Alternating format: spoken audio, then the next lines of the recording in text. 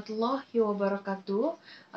Nama saya Adila binti Dahim yang bernombor metrik di 2018 208 5087. Dan saya akan menerangkan serba sedikit tentang pengenalan bagi tema yang telah kami dapat, iaitu pemeliharaan warisan bandar. Okey, seperti yang telah diberitahu ataupun seperti yang telah diketahui bahawa tajuk atau tema bagi tugasan kumpulan kami ialah pemeliharaan warisan bandar.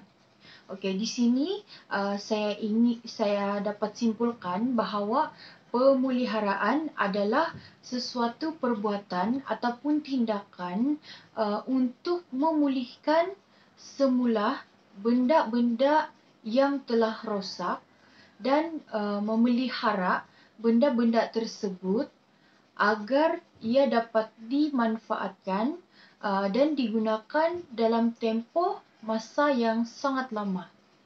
Dan pemeliharaan ini ada kaitannya dengan menjaga dan menggunakan semula benda ataupun barang-barang yang telah rosak ataupun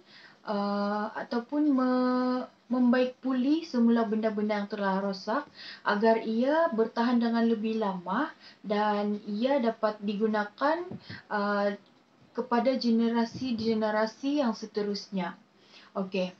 Warisan pula adalah peninggalan artifak fizikal dan ciri tidak ketara sesebuah kelompok ataupun masyarakat yang diwarisi daripada generasi terdahulu dan dia telah dikekalkan pada masa kini serta dipelihara untuk generasi-generasi akan datang. Okey, warisan-warisan ini termasuk budaya yang ketara ataupun yang nampak ketara, misalnya bangunan, monumen, buku, hasil seni dan yang paling ketara artifak ataupun benda-benda yang digunakan, alat ataupun alatan-alatan yang digunakan pada zaman dahulu, ataupun yang seterusnya yang benda-benda yang tidak ketara seperti cerita rakyat, tradisi, bahasa, makanan ataupun pengetahuan-pengetahuan yang manusia pada zaman dahulu dia bawa ke zaman kini pada era ini. Serta yang terakhir adalah warisan semula jadi. Contoh dia ciri muka bumi dan biodiversity yang penting. Okey. Warisan juga ia boleh digunakan kepada ataupun ia boleh dibahagikan kepada dua bahagian ataupun dua jenis, iaitu pertama adalah warisan yang ketara, dan warisan yang ketara adalah merupakan sesuatu warisan yang kekal dilihat dan dipegang sama ada statik ataupun ia mudah alih. Contoh statik adalah seperti tapak tanah yang bersejarah. Contoh dia macam bekas-bekas peperangan pada zaman dahulu, ataupun monumen, ataupun bangunan. Bangunan ni contohnya macam di negara kita sendiri mempunyai banyak bangunan yang bersejarah. Contohnya yang terletak di negeri Melaka.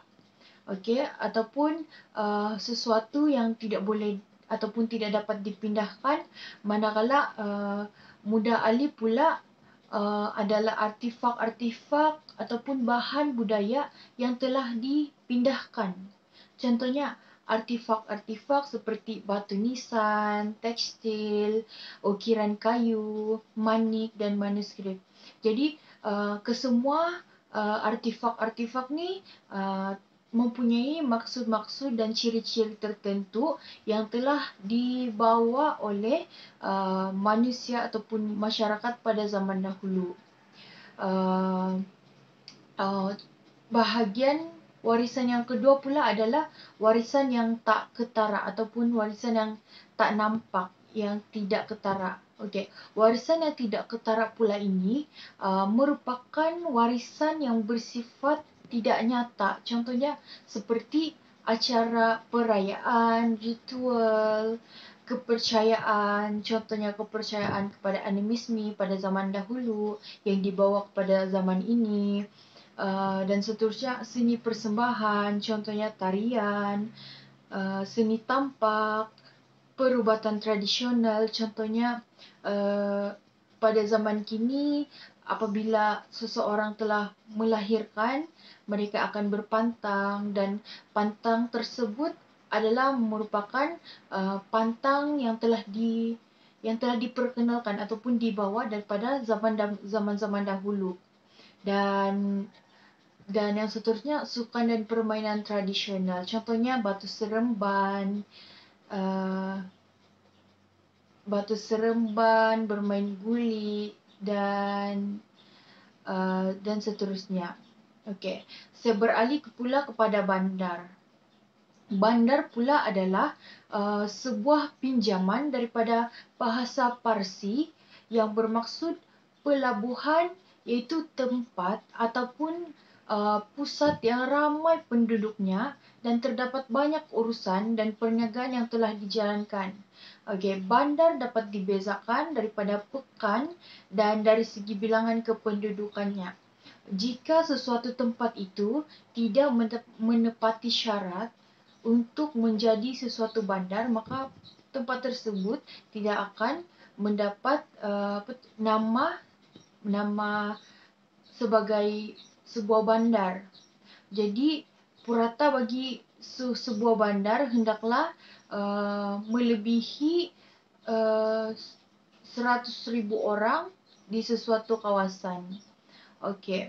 Menurut Kapra 1982, beliau telah menyatakan bahawa maksud bandar ataupun lebih dikenali sebagai kota yang pertama ialah seperti mana yang terdapat dalam sistem hieroglifis.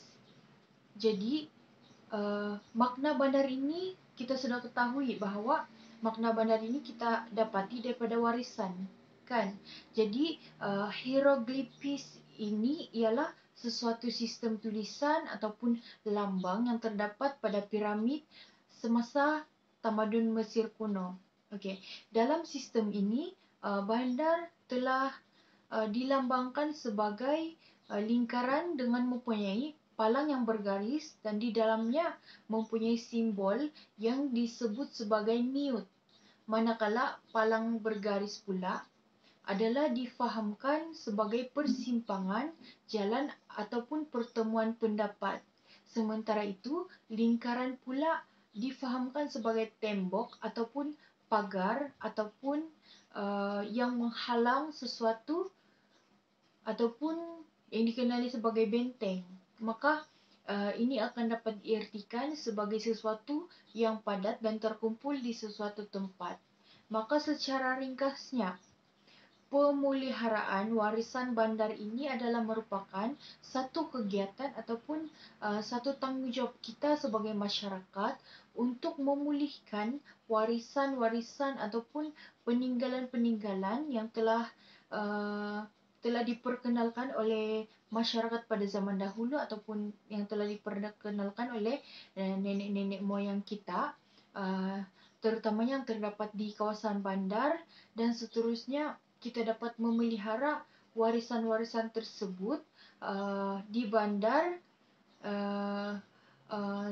baik dari segi budaya, makanan ataupun bangunan-bangunan yang terdapat di kawasan bandar. Hal ini kerana kawasan-kawasan bandar mempunyai bilangan penduduk yang ramai. Maka ini akan, jika kita tidak memelihara warisan bandar tersebut, ia akan secara langsung ataupun secara cepat ia akan ditelan zaman ataupun ia akan pupus. Jadi warisan-warisan bandar tersebut, ini kita dapat ketahui bahawa ia adalah sebuah lambang ataupun sebuah lambang bagi sesebuah bandar ataupun sesebuah negara. Maka dengan adanya warisan-warisan bandar ini, ia akan dapat memberi kesan kepada semua masyarakat, terutamanya memberi kesan kepada masyarakat dan negara. Contohnya, warisan bandar ini ia dapat menyumbang dari segi ekonomi negara kerana warisan-warisan bandar ini tidak terdapat di tempat-tempat yang lain. Ia hanya terdapat di tempat-tempat tertentu sahaja yang telah dikekalkan dari zaman dahulu sehingga zaman kini. Jadi kita sebagai manusia, kita hendak memelihara warisan tersebut. Jadi warisan-warisan ini ia akan dapat menarik perhatian kepada para pelancong, bukan sahaja pelancong daripada negara sendiri, ia juga dapat menarik perhatian kepada para pelancong daripada negara luar dan seterusnya. Warisan ini juga amat penting untuk dikekalkan dan dipelihara kerana ia mesti dikekalkan dan ia berguna untuk generasi-generasi akan datang agar ia sentiasa berjalan dan diwarisi dan diketahui dan ia tidak pupus ditelan zaman. Saya Nur Azatul binti Ejol, nombor matrik D2018208505. Saya akan membahaskan isu mengapakah pemeliharaan bandar warisan diabaikan. Assalamualaikum dan salam sejahtera. Sebelum saya mengulas mengapakah pemeliharaan bandar warisan di Malaysia diabaikan, saya akan ulas serba sedikit mengenai tapak warisan dunia Malaysia, khususnya negeri Melaka. Tapak warisan dunia pada 7 Julai 2008, pengiktirafan Melaka bandaraya bersejarah sebagai tapak warisan dunia diumumkan secara rasminya dalam mesyuarat ke-32 UNESCO World Heritage Committee di Quebec, Kanada. Proses pencalonan penyenaraian dan penganugerahan sebagai tapak warisan dunia oleh Pertubuhan Pendidikan Saintifik dan Kebudayaan Pertubuhan Bangsa-Bangsa Bersatu UNESCO perlu banyak proses dan prosedurnya agak sukar. Oleh itu, untuk mengekalkan status tersebut bukan suatu yang patut diambil mudah. Bagi tujuan promosi, pihak kerajaan negeri telah mengetengahkan satu slogan iaitu Melawat Melaka bersejarah bererti melawat Malaysia. Secara ringkas, sudah dapat memberi gambaran produk pelancongan yang disajikan kepada pelancongan itu pelancongan yang bertemakan warisan sejarah dan budaya masyarakat. Di samping itu, Bandar Melaka juga terkenal dengan warisan peninggalan penjajah daripada era kolonial Portugis, Belanda dan Inggeris. Sebagai contoh, Kota Formosa yang dibina oleh Portugis sebaik saja berjaya menawan Melaka pada tahun 1511. Mengapakah pemeliharaan bandar warisan di Malaysia diabaikan?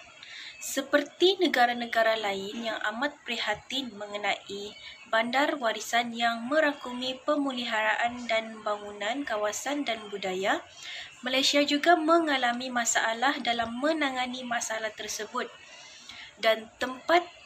Dan masalah utama mengapa pemeliharaan bandar warisan di Malaysia diabaikan. Yang pertama, di bawah Akta Antiquity 1976, bangunan bersejarah atau monumen hendaklah berumur sekurang-kurangnya 100 tahun untuk disenaraikan atau digazet oleh kerajaan di bawah Jabatan Muzium bagi memberi perlindungan dan galakan untuk dikekalkan dan dipelihara.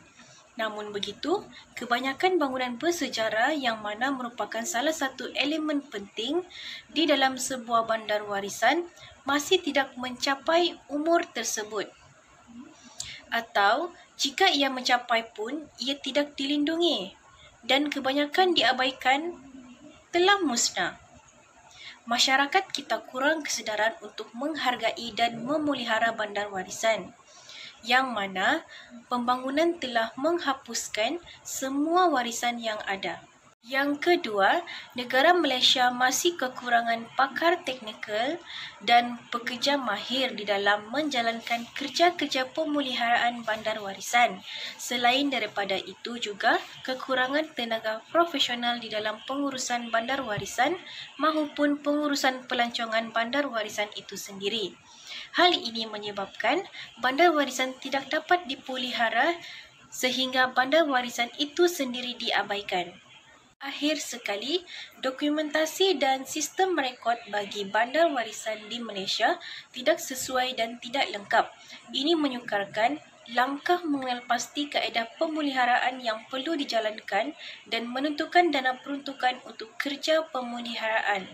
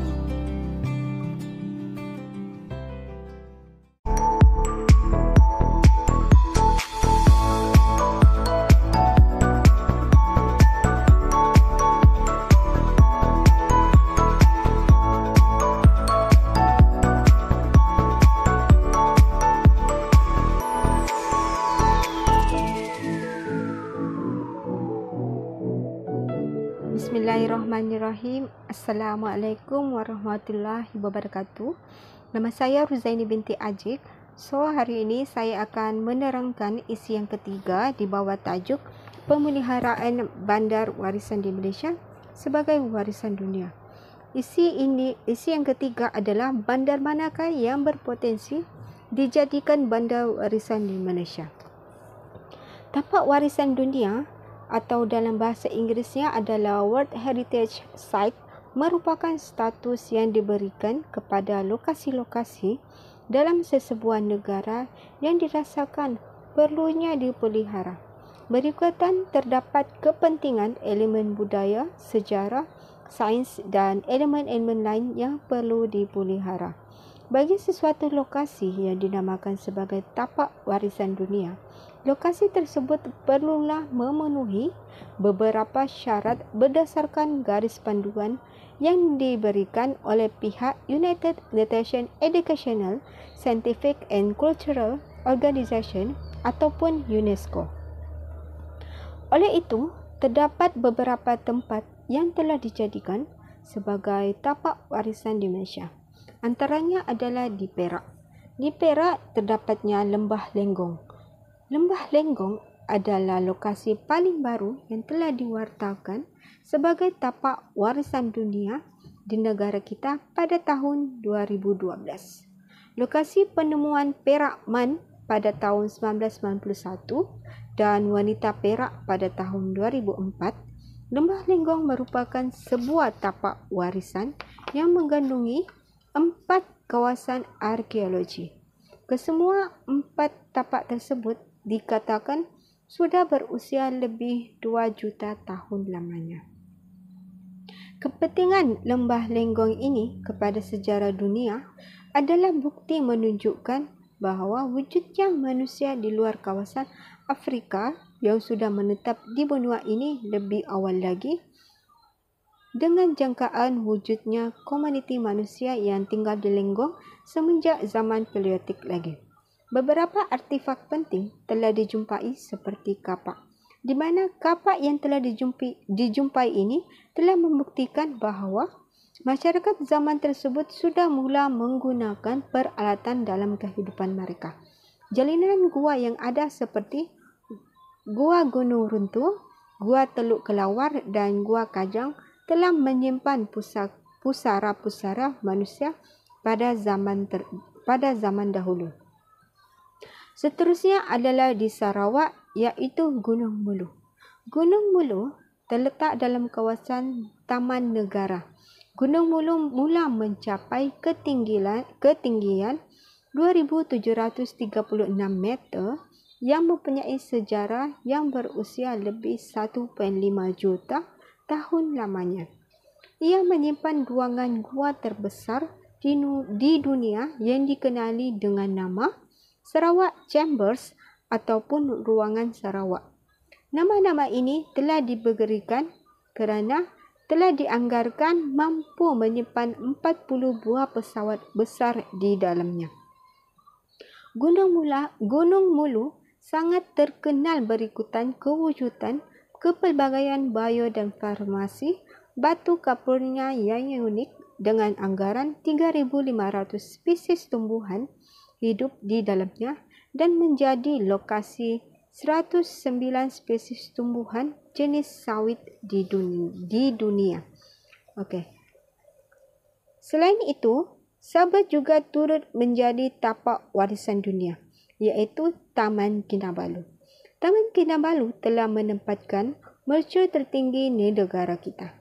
Formasi granit yang terhasil di sini dianggarkan sudah bermula hampir 15 juta tahun dahulu sebelum naik ke permukaan bumi yang membentuk permukaan.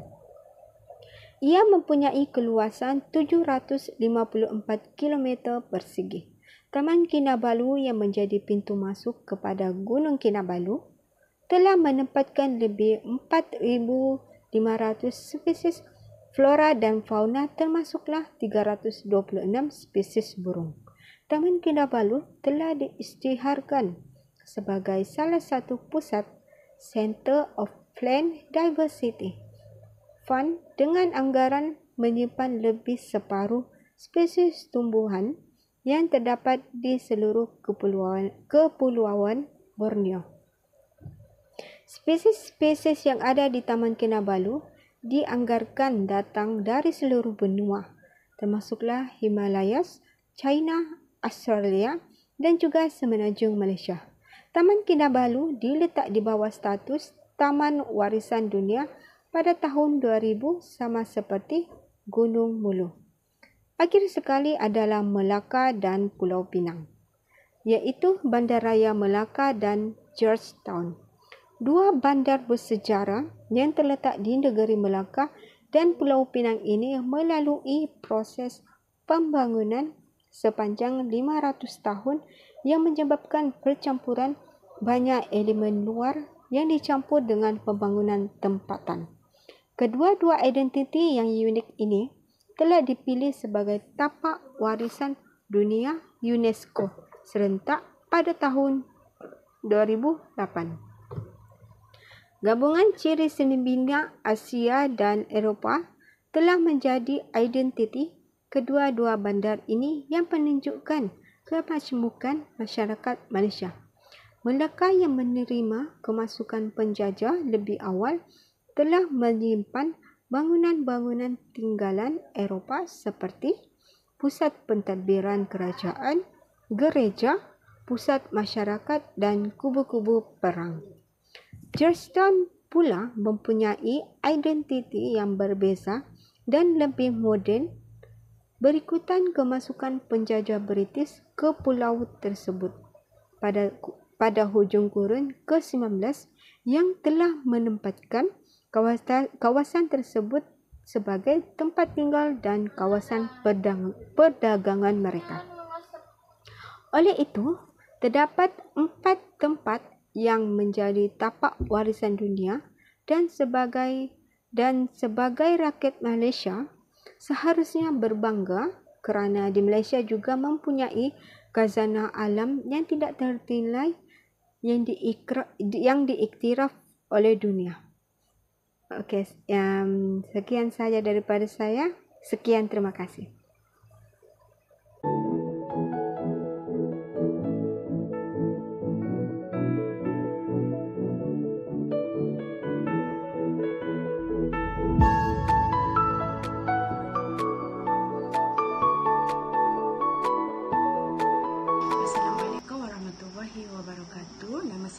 Nama saya Nur Sabrina binti Mat Tanizi.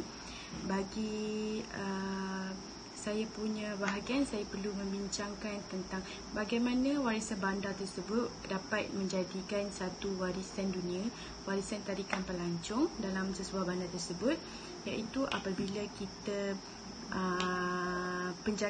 kekalkan penjagaan terhadap bangunan-bangunan tertentu secara spesifik dan khusus. Malah penjagaan termasuklah segala kualiti yang membentuk sesuatu rupa bandar itu. Corak rupa bandar yang ada pada bandar-bandar di seluruh Malaysia adalah nilai budaya yang amat penting. Contohnya bangunan-bangunan khusus seperti di Negeri Sembilan, mereka ada bangunan Minangkabau yang berbentuk macam ni. Oleh itu mereka perlu khususkan pembinaan tersebut. Okey, warisan bandar tu macam tu, mereka perlu khususkan. Kalau seni bina tu macam tu, mereka perlu buat macam tu juga. Tak perlu macam ubah suai, sebab ini merupakan peninggalan nenek moyang kita yang puluhan-puluhan tahun. Jadinya kita perlu kekalkan warisan tersebut agar dapat tarik menjadi satu sebuah tarikan pelancongan. Seterusnya dapat meningkatkan ekonomi negara Malaysia maupun sumber pendapatan dalam negeri tersebut. Seterusnya, kerja-kerja membaik pulih keadaan bangunan dengan menggunakan bahan yang hampir mungkin sama seperti sewaktu bangunan tersebut mula-mula dibina. Okey, contoh. Bangunan tersebut, contohlah bangunan penjara dulu. Lepas tu sekarang penjara baru telah dibina. Seni bina penjara tu perlu dikekalkan. Maknanya penjara lama tu kita akan jadikan dia muzium tarikan pelancong. Jadinya orang datang kat situ dapat mempelajari kehidupan di dalam penjara tersebut. dapat mempelajari segala apa kehidupan, dapat belajar ilmu pengetahuan kan. Lagi-lagi golongan muda, jadinya kita perlu kekalkan. Kita kalau benda tu kecil macam tu, penjara tu kecil, maknanya kita kecilkan macam tu, kekalkan saiz, kekalkan jenis, reka bentuk apa semua tu, kekalkan agar warisan bandar tu menjadi unik dan lain daripada lain. Okay, seterusnya, kerja-kerja membaik pulih dengan mengekalkan keaslian seni bina dan bahannya kepada suatu masa tertentu yang difikirkan sesuai atau sebaik mungkin seperti asal, dan seterusnya hingga ke pengguna yang asal. Okey, seterusnya kita kena kekalkan warisan bandar tu sehingga bukan zaman kita je. Okey, benda warisan bandar ni kita perlu kekalkan sehingga anak cucu cicit kita nanti, agar mereka dapat tahu apa kehidupan zaman nenek moyang kita dulu. Okey, secara jujurnya kehidupan dulu dengan kehidupan sekarang sangat berbeza. Sekarang kita banyak menggunakan media sosial, banyak menggunakan teknologi, berbeza dengan yang dulu. Jadi kita perlu kekalkan warisan bandar ini agar kita dapat menjadi keunikan kepada yang lain. Okey. Seterusnya, yang terakhir, pembinaan semula dilakukan pada bangunan yang bersejarah yang telah musnah disebabkan oleh faktor manusia dan persekitaran. Pembinaan tersebut menggunakan bahan dan teknik yang asal dalam bentuk asal, kerja-kerja bagi memastikan sesuatu tempat itu dalam keadaan asalnya dan dicegah daripada berlaku sebarang keusangan atau kerosakan. Okey, contoh saya cakap apa tadi? Bangunan Minangkabau. Bangunan Minangkabau memang berbentuk macam ni, betul tak? Okey, contohnya saya cakap tadi rosak akibat faktor persekitaran. Okey, faktor persekitaran apa? Banjir, ribut. Banjir, ribut, taufan. Okey, ini ialah faktor bencana alam yang menyebabkan persekitaran tersebut musnah. Jadinya kita perlu bina pembangunan tu kembali. Contoh, bangunan Minangkabau tu contoh warna putih. Bila banjir, warna putih tu luntur. Bila warna putih tu luntur, pihak berwajib atau pihak berwajib dekat negeri tu, okay, negeri yang mempunyai bandar tersebut, pihak berwajib dalam bandar tersebut perlu menjalankan tanggungjawab lah. Okey, contoh bangunan Minangkabau tu warna putih, diorang pun kenalah ambil cat warna putih tu, catlah balik bangunan tu, macam tu. Maknanya kalau bangunan tu warna putih, kena cat warna putih juga. Tak boleh lah bangunan tu warna putih, cat warna pink, macam tu. Warisan bandar tu akan jadi berbeza lah. Tiada keunikan lah dekat situ, tiada keaslian. Okey, jadinya warisan bandar ni perlu dipelihara dan dipulihara jika berlaku kerosakan agar menjadi satu keunikan. Okey, setahu oleh hal yang sedia maklum, seni bina, struktur. Kalau nak seni bina dahulu yang peninggalan nenek moyang kita tu, warisan tu, nak bezakan dengan keadaan sekarang ni sangat berbeza. Reka bentuk bangunan apa semua tu sangat berbeza kan. Jadinya kalau kita ubah suai warisan tu, kita macam bangunan tersebut, kita macam tiada keunikan lah, sama je. Jadi bila tak ada keunikan, tak adalah orang nak tengok. Biarlah kalau bangunan tu buruk macam tu ke apa, kita cuma repair, janji keaslian dia tu tetap ada. Macam tu. Oleh itu pihak berwajib, pihak kerajaan perlu memainkan peranan yang sangat penting dalam mengekalkan warisan bandar ni. Jika berlaku kerosakan, keusangan, perlulah mereka mencari jalan yang sangat produktif untuk mengekalkan warisan tu daripada musnah. Kerana yelah, warisan ni merupakan peninggalan nenek moyang kita yang puluhan tahun. Kalau nak buat balik tu memang tak samalah, berbeza. Jadinya kita perlu jaga selagi dia ada untuk meningkatkan tarikan pelancong dekat negara Malaysia, meningkatkan ekonomi negara. Macam tu bagi pendapat saya. Jadinya berdasarkan poin-poin yang saya bagi tu, itulah saya punya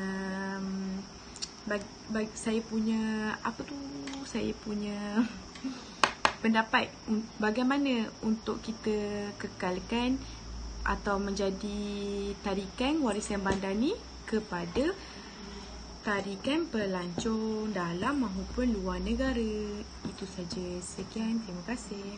Bye.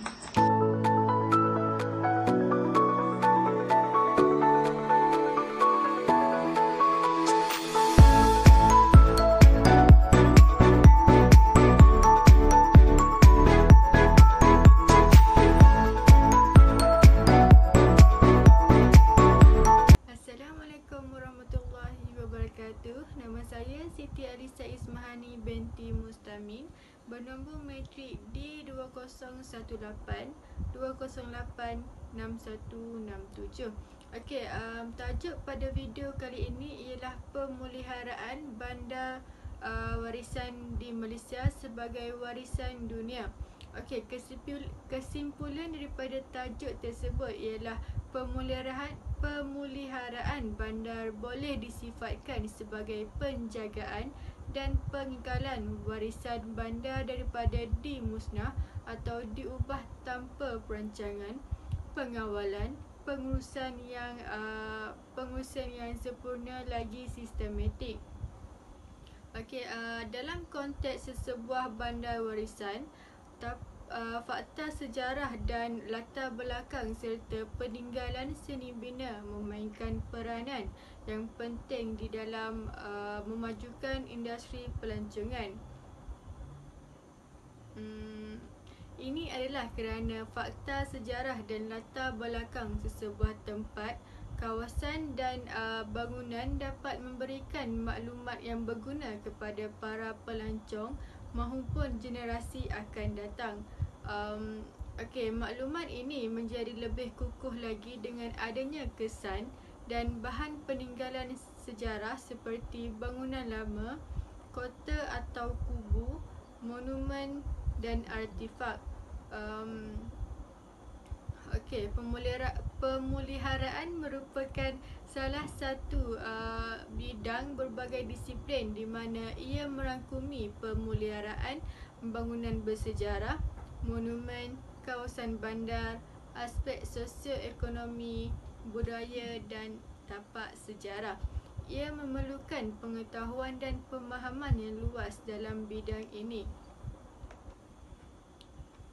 Okey, tapak warisan dunia merupakan sesuatu yang mengandungi nilai sejarah yang tinggi dan diwarisi daripada generasi-generasi terdahulu.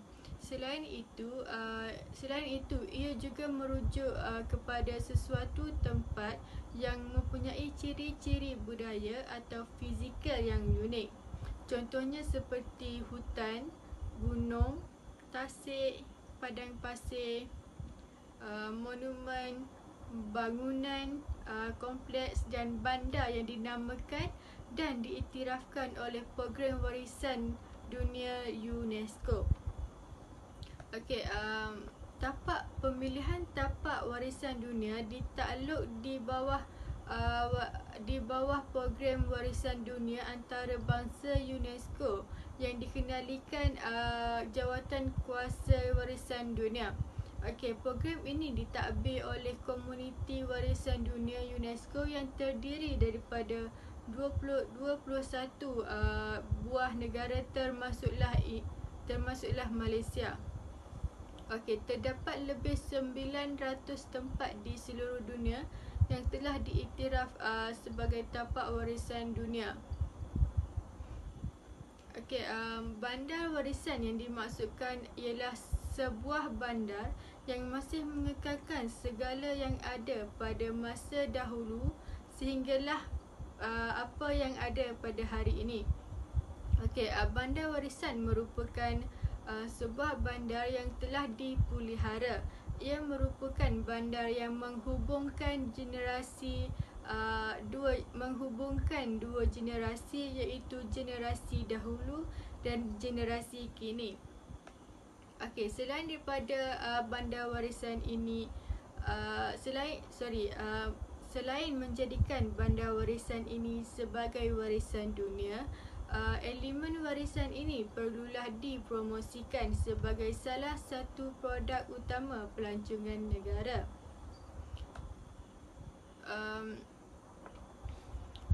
Selain menjadikan